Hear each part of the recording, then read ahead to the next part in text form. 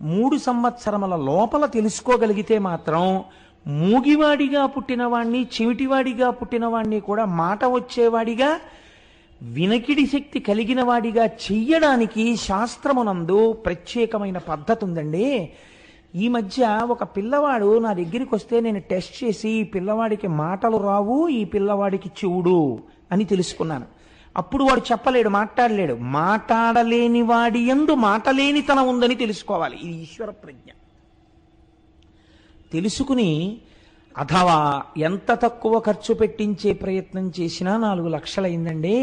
కానీ ఇప్పుడు ఆ పిల్లవాడు గడగడ గడగడ మాట్లాడుతూ అన్నీ వింటుంటే వాడు నా దగ్గరికి వచ్చినప్పుడు నేను నేర్చుకున్న విద్య సార్థకత పొందిందని నా కన్నుల నీరొస్తుంది అన్నారు. చూడండి, ప్రథమో దైవ్యోభిషక్, ఎంత గొప్ప మాట. అందుకంది శాస్త్రం ఆయన మొదటి వైద్యుడు. ఇది శరీరమునందు ఉన్నటువంటి రుగ్మతను తొలగించగలుగుట. రెండవది ఒకటి ఉంది, అది మనకి భవరోగం అని ఒక రోగం ఉంది.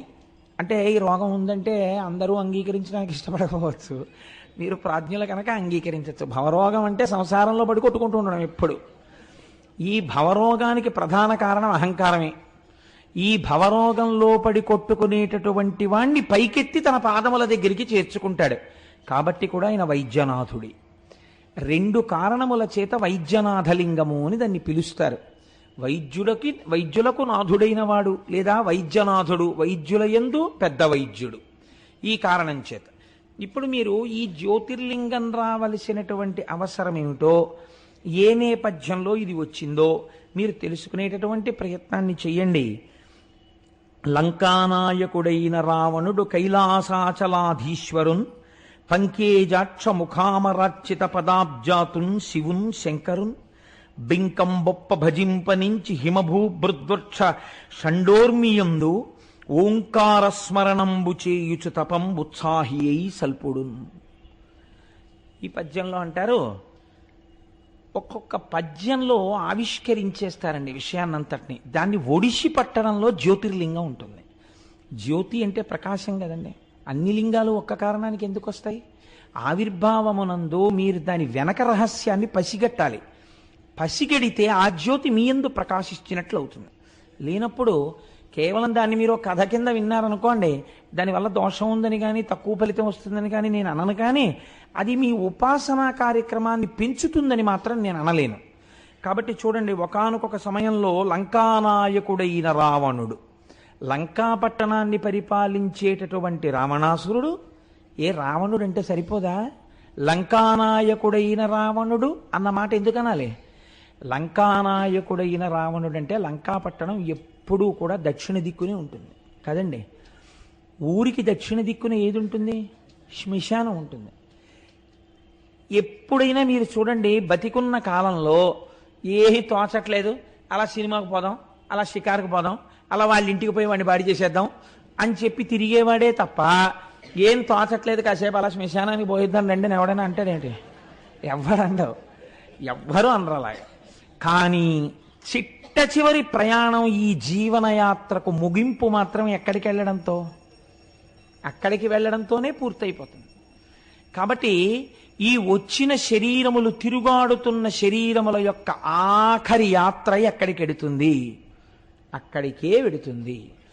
అంటే దక్షిణ దిక్కున ఏది ఉన్నది? శరీరములు కలిసిపోయేటటువంటి ప్రదేశం ఉన్నది. కాబట్టి శరీరమును చూసుకుని తాననుకున్నటువంటి వాడు ఎవడున్నాడో, ఏది నశించిపోతుందో, నశించిపోయేదానికి నాయకుడైన వాడు అనగా ఈ శరీరము నేను అనుకున్నవాడు.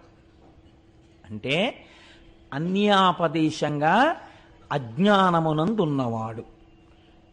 అజ్ఞానమునందున్నవాడు అనడానికి ఆయన చదువుకోలేదా? అద్భుతంగా చదువుకున్నాడు, వేదం చదువుకున్నాడు, సంధ్యావందనం చేస్తాడు, త్రికాల సంధ్యావందనం, లింగార్చన చేస్తాడు. చదువుకోకపోవడం ఏంటండి? ఆయన చదువుకోలేదు అని మీరు సర్టిఫికెట్ ఇస్తే ఎలా చెల్లుతుంది?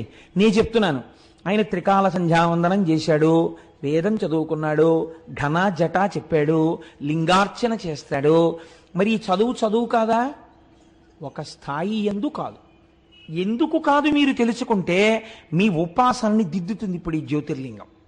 కాబట్టి ఇప్పుడు లంకానాయకుడైన రావణుడికి ఏం బుద్ధి పుట్టింది అంటే అజ్ఞానంతో ఉన్నవాడు కదా. ఇప్పుడు అసలు ఈశ్వరుడి వైపుకి తిరిగితే ఆశ్చర్యంగా ఉంటుంది, కానీ ఆయన చేసేది ఈశ్వరోపాసన చేస్తూ ఉంటాడు.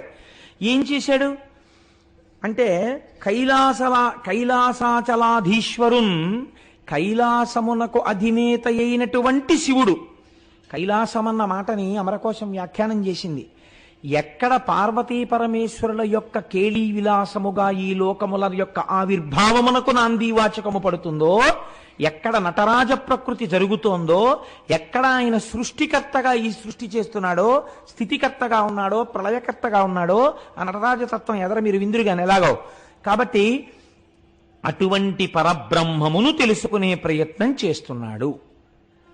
ఇప్పుడు ఈ ఉన్న స్థాయిలో ఆ ఉన్న వస్తువుని కనుక్కోవడం కుదురుతుందా మీరు చెప్పండి. 5వ క్లాస్ చదువుకున్న పిల్లవాడి దగ్గరికి మీరు పట్టుకెళ్ళి ఎంబీబీఎస్ ఎనాటమీ పుస్తకం పెట్టారనుకోండి, వాడు చదవగలడా? చదవలేడు. వాడు ఎలా చదువుతాడు? వాడికి కుదరదు. వాడు చదువుకున్న చదువు ఎనాటమీ చదవడానికి కుదరదు. వాడు ఎంసెట్ రాయాలి, మంచి ర్యాంక్ రావాలి, మెడిసిన్లో జాయిన్ అవ్వాలి, ప్రొఫెసర్ల దగ్గర కొంత నేర్చుకోవాలి, ఆ తర్వాత ఎనాటమీ పుస్తకాన్ని వాడు చదవగలుగుతాడు. శరీరము నేను అనే అహంకారంతో ఉన్నవాడికి కైలాసాచలాధీశుని యొక్క దర్శనం ఎలా దొరుకుతుంది? కాబట్టి దొరకదని మీరు నిర్ధారించవలసి ఉంటుంది ఇప్పుడు కదండి.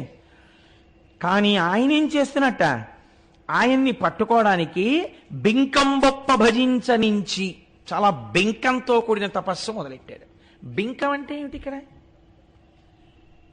అంటే రజోగుణ ప్రకృతితో కూడినటువంటి తపస్సు, అంటే ఒక పట్టుదల అన్నమాట. ఈ పట్టుదల చాలా అనర్థహేతువుగా ఉంటుంది, పాడు చేసేదిగా ఉంటుంది, ఒక్కొక్కసారి అసహ్యం కూడా వేస్తుంటుంది.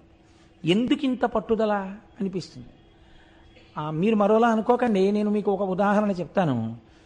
నాకు ఫోన్ చేస్తూ ఉంటారు, రేపు మీ ఇంటికి వచ్చి మిమ్మల్ని కలవాలనుకుంటున్నాను, 1 గంట మాట్లాడాలి.